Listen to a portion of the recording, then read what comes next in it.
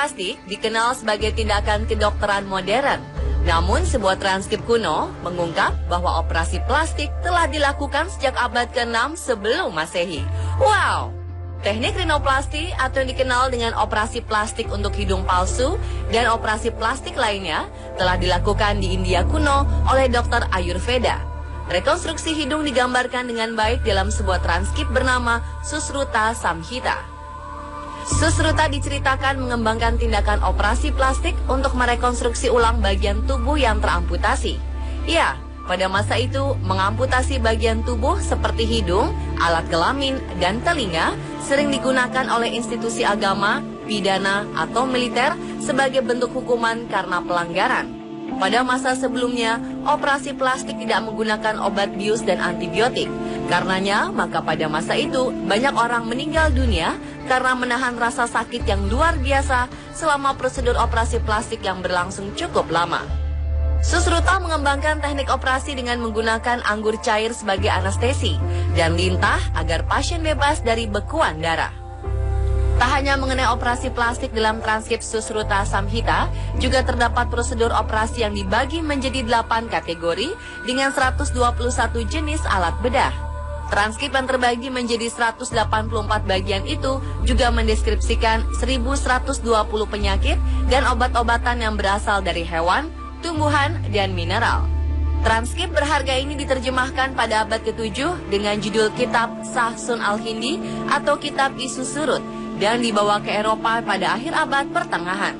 Langsung saja pemirsa, berikut adalah 7 prosedur operasi plastik di masa lalu versi on the spot.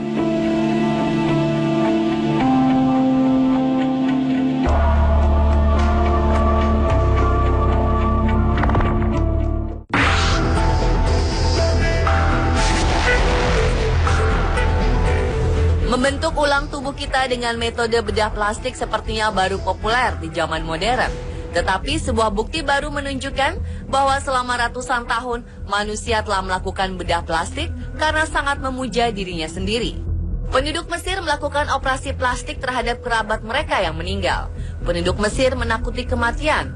Itulah sebabnya ada mumifikasi di mana mereka sangat mencintai kehidupan.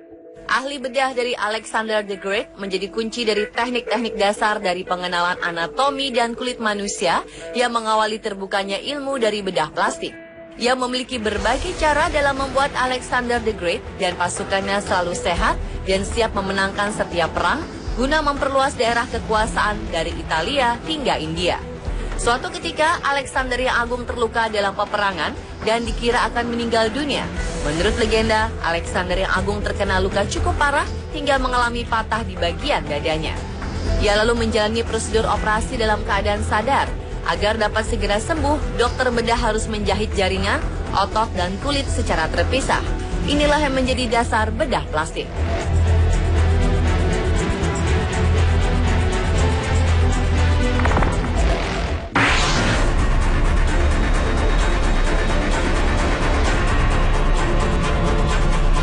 Pada 1794, Karl Ferdinand von Graefe, ahli bedah asal Jerman yang sempat tinggal di India, menjadi saksi tindakan rinoplasti yang dilakukan oleh Dr. Tagliacozzi pada mantan tahanan yang hidungnya dipotong sebagai bentuk sebuah hukuman. Setelah kedua ahli bedah tersebut kembali ke negara asalnya, mereka menerbitkan sebuah buku berjudul Rinoplastik. Dari sinilah istilah rinoplasti diperkenalkan pertama kali. Rinoplasti dijadikan sebagai sebuah cara mengatasi cacat tubuh akibat penyakit sifilis yang menjamur pada masa itu. Von Graefe menjadi pionir dari operasi rekonstruksi tubuh sekaligus penemu metode rinoplastik yang dikembangkannya lalu dimodifikasi dari Gaspare Tagliacozzi yang menggunakan kulit lengan pasien sebelum mentransplantasikannya ke wajah sebagai hidung baru. Pertama, Von Graefe membuat 2 sayatan di bagian dalam lengan. Dia lalu memasukkan sebuah pisau di antaranya dan menaruh sebuah kain di antaranya. Selanjutnya, ia akan membiarkannya selama 3 minggu untuk memastikan kulit dan daging tidak menyatu lagi. Prosedur selanjutnya adalah salah satu ujung kulit, tepatnya bagian yang mendekati hidung, akan dipotong dan dijahit ke daerah wajah dengan sebuah alat penyangga tangan agar tangan tetap pada posisinya di dekat wajah selama 2 minggu lamanya. Kemudian ujung lainnya dari sayatan kulit tersebut akan dipotong dan dijahit. setelah sebelumnya dibentuk sedemikian rupa seperti hidung manusia. Kelemahan dari metode Tagliacozzi dan von Greve ini adalah hidung baru hasil operasi ini dapat copot jika diterpa angin kencang.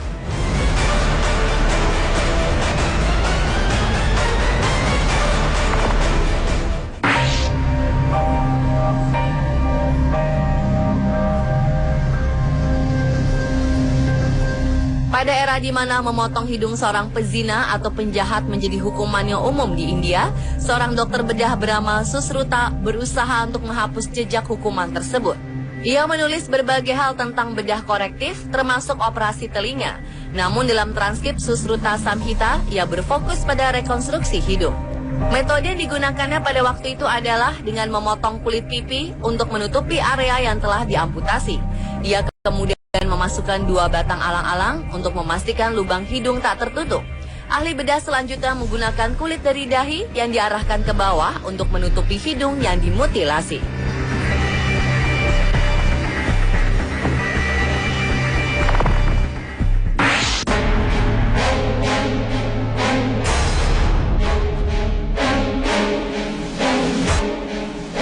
Pada masa sebelum Masehi, bangsa Roma terkenal karena obsesinya memiliki bentuk tubuh sempurna dan memiliki sifat jelek, yaitu kerap mengejek kaum difabel atau mereka memiliki cedera bawaan.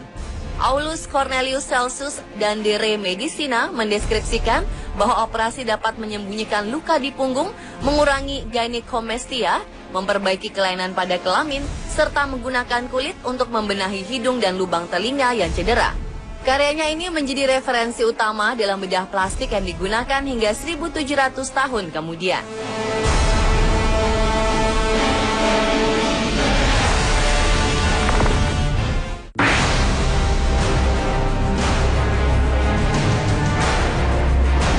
Obsesi memiliki bentuk tubuh ideal bangsa Roma pada tahun 129 hingga 216 telah membuka jalan kepada operasi plastik yang lebih canggih. Blepharoplasty, operasi kelopak mata, digunakan untuk memperbaiki atau menyempurnakan mata yang terkulai maupun mata sipit. Ada sebuah bukti yang menunjukkan seorang dokter bernama Galen melakukan rhinoplasty pada keluarga kaya. Hal tersebut menandai munculnya operasi plastik dengan tujuan kecantikan.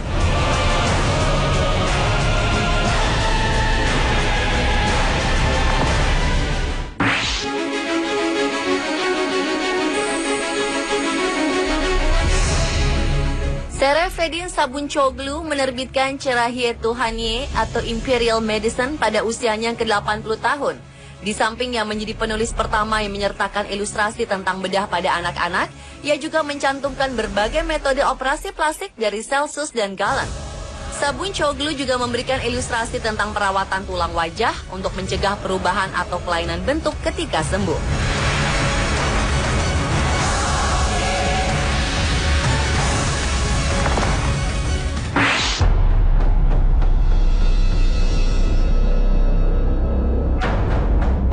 Sejak 1910 hingga 1950, Harold Gillis dan timnya di The Queen's Hospital, Sidcup menggunakan kulit dari bagian tubuh lainnya untuk merekonstruksi wajah para tentara yang cacat akibat Perang Dunia. Ia juga tercatat melakukan operasi ganti kelamin pertama pada 1946. Dalam tindakannya, Harold menggunakan pedicle dan flap yang dipelajarinya dari merekonstruksi wajah tentara. 40 tahun kemudian, prosedur flap ini menjadi standar operasi ganti kelamin pria menjadi wanita.